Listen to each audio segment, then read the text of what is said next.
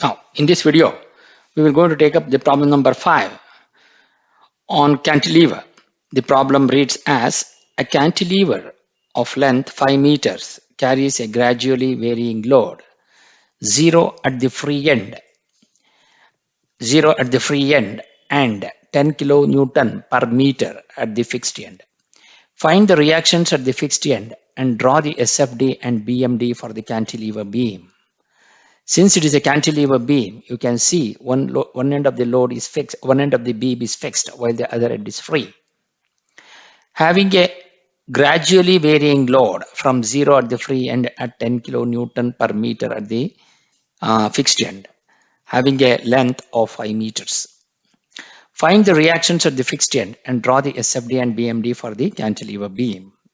So first we will going to consider the reactions at the fixed end.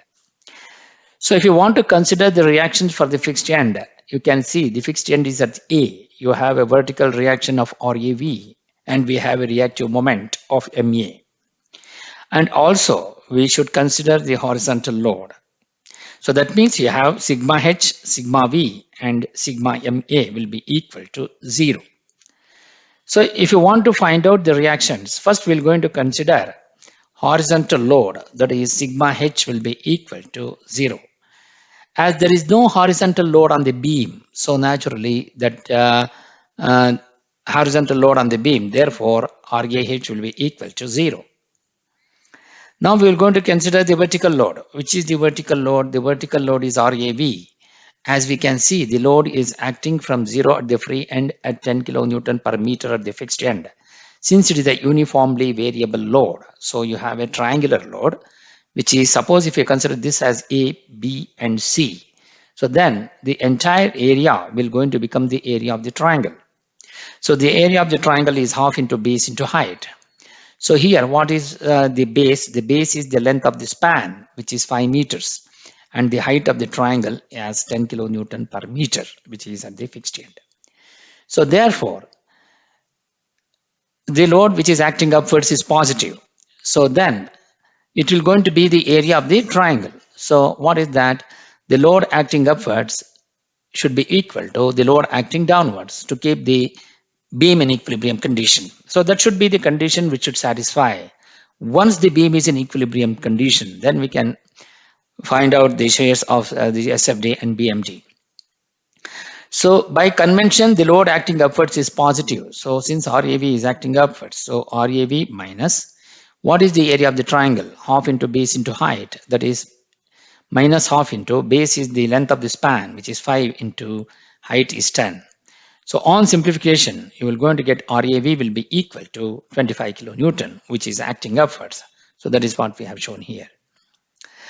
Then we have the sigma M will be equal to 0. So sigma M will be equal to 0. So that is taking the moments about the point A. So then what happens? It will going to be, so we have the reactive moment at the point A, which is acting in counterclockwise direction. And the clockwise direction is considered to be positive. As the load is acting from the upward or downward direction, so naturally the load will going to, the beam will going to have a clockwise couple. So reactive moment will going to be, that is the counterclockwise, in order to keep the beam in equilibrium condition. According to the sign convention, what we are following, the clockwise couple is positive and reactive couple is negative. Counterclockwise couple is negative. So therefore, you are going to get minus MA plus area of the triangle into the distance of center of gravity with respect to the bigger end. Here the bigger end is A. Since the moments is about the A, so then it should be L by 3 from the bigger end, or 1 by 2 into L. So here, so that means you are going to have the area of the triangle half into 5 into 10 into the distance of center of gravity with respect to the bigger end, which is 1 by 3 into L. So that means 1 by 3 into 5. So on simplification, which will going to be, MA will be equal to 41.667 kilonewton meter, which is the counterclockwise direction. So once you get the vertical reaction and as well as the reactive moment, now we will find out what will going to be the shear force and the bending moment diagram. So when you want to find out the shear force and the bending moment diagram, you have only at the point B and you have only at the point A, but we don't know what will going to be the intermediate points. So I need to consider one section. So we will try to consider one section which is at a distance of xx, which is xx from, which is a height of xx at a distance of x from A, from B. So consider a section of xx at a distance x from the free end B, which is small x. So what is the rate of loading for the length of 5 meters? The rate of length of loading for the 5 meters is 10 kilonewton per meter. So naturally 10 divided by 5. So that is 10 kilonewton per meter. That is the rate of loading for the length of 5 meters. For what is the rate of loading for the length of x? So the length of x will be equal to 10 divided by 5 because it is 10 kilonewton per meter. So per meter it will going to be 10 kilonewton. Per meter means it will going to be how much? It is 10 divided by 5. And into the rate of loading, at what distance it should be considered. Since the distance is x, so it will going to be 10 by 5 into x, which will be equal to 2x. So we can also say this in another way, wherein we will going to consider the two similar triangles. One triangle is 10, A, B, and this height is 10. And the other one is xx, the height into the base is b, xx into b. So here, so then it will be 10 divided by 5 will be equal to xx into small x. So since I want the height which is xx, so then 10 divided by 5 into the small x. So that means 2 into x. So this is by using the similar triangle principle. So whichever way we want, we can be able to apply this.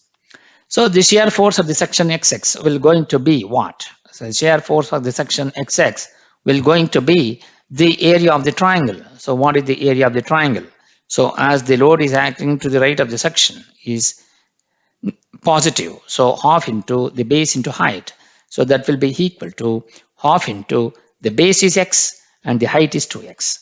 So that will be equal to x square. So call this equation as 1. The shear force is positive as right portion slides downward with respect to the left portion.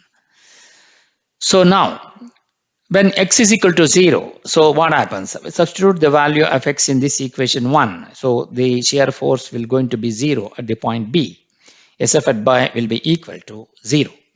When the shear force is, when the value of x is equal to 5, what will going to be the shear force? When the SF at A will be equal to, substitute the value of x as 5 meters in this first equation. So that will be plus 5 square, which will going to be 25. So when you want to plot the shear force and the shear force diagram, so SF at B is 0 and the SF at A is plus 25 kilonewton. I want to join these two by means of a line or a curve. So as the power of x in the equation 1 is square, so the line joining between the point B to the point A, that is from 0 to 25 kilonewton, will going to be a parabolic curve. So by means of a parabolic curve, you need to join between the shear force at the point B and also at the shear force at the point A, which is 25 kilonewton. So this is how you will be able to analyze the shear force diagram. Now we are going to consider the bending moment diagram. So what will going to be the bending moment at the point XX, section XX? So that means it will going to be, so as the load is acting from the top, so naturally the beam has to bend in the downward direction. So therefore it will going to become hogging. So by convention, hogging bending moment is always negative. So what is that bending moment? That is the area of the triangle, the load into the distance. What is the load? The load is the area of the triangle. And the distance is the distance of center of gravity with respect to the bigger end. So we are taking the moments about the bigger end. So it will going to be 1 by 3 into x or 1 by 3 into the span. So that is the center of gravity. So in order to consider that, you will going to have minus half into the area of the triangle, which is x, which is the base, into height is 2x. So half into 2x into x and into the distance of center of gravity with respect to the bigger end, which is x by 3. Or 1 by 3 into L, where L is equal to x. Therefore, you will going to get x by 3 into x by 3. So on simplification, you will going to get it as minus x cubed by 3. Call this equation as 2.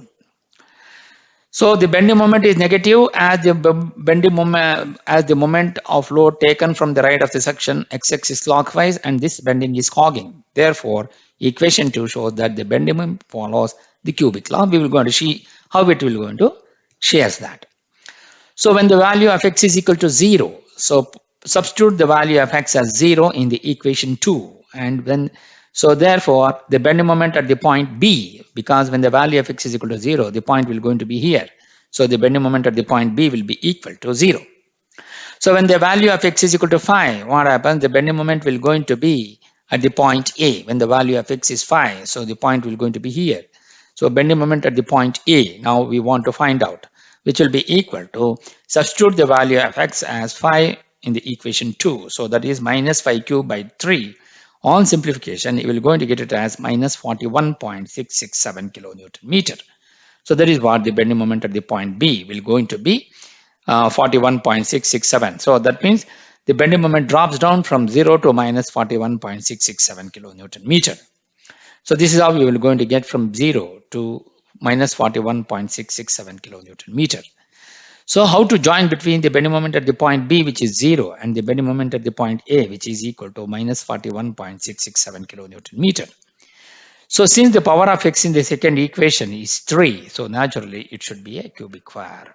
So therefore, the curve joining between 0 at the bending moment at point B and 41 minus 41.667 at the bending moment at the point A is joined by means of the cubic curve, because in the equation 2, the power of x is 3. So this is how you will be able to analyze the bending moment diagram. Now when you are summing up, if you see here, so this is the actual bending moment, which is actually the cantilever beam with uniformly variable load. So this is the shear force diagram. That is, the shear force diagram varies from 0 at B to 25 kilonewton at A, and these two will going to vary according to the equation of parabolic curve. Similarly, when you are considering the bending moment diagram, in that the bending moment at the point B is 0 and the bending moment at the point A is 41 minus 41.667 kilonewton meter. So join these two by means of a cubic curve, because the power of x in the bending moment at the point A will going to be minus x cubed by 3. So since the power of x is 3, therefore it follows the cubic law. So this is how you will be able to analyze the cantilever with uniformly variable load for a span of 5 meters. And this is how you will go to get the shear force diagram and the bending moment diagram. Thank you.